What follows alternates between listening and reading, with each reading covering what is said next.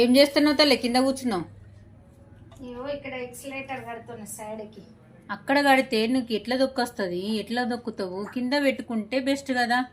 కింద మనకి స్లిప్పర్లు కూడా వేసుకోవచ్చు. కింద పెట్టుకుంటే ఒక్కొక్కసారి ఎర్త్ వస్తుంది, ప్లస్ చెప్పులు వేసుకొని అవి తొక్కడానికి అత్తలేదు. అందుకోసమే ఇక సైడ్ కు ఎక్సలేటర్ చేయితో నొక్కుతావా మరి గడిగడికి? కూర్చొని మోకాలతో ఇట్లా ప్రెస్ చేయొచ్చు. ఇబ్బంది కదా?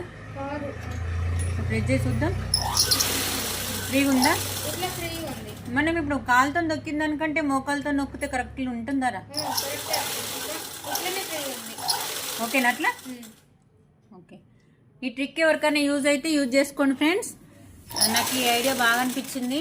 అంటే జూకీ మిషన్ లేని వాళ్ళకి, రెగ్యులేటర్ వాడే వాళ్ళకి ఈ ట్రిక్ అయితే చాలా బాగా యూజ్ అవుతుంది అని చెప్పని అనిపించి మీకు వీడియోని అయితే షేర్ చేస్తున్నానండి. కింద పెడితే ఒక్కొక్కసారి ఎర్త్ వస్తుంది. కింద పెడితే ఎర్త్ వస్తుందా? చెప్పులు వేసుకోవస్తలేదా?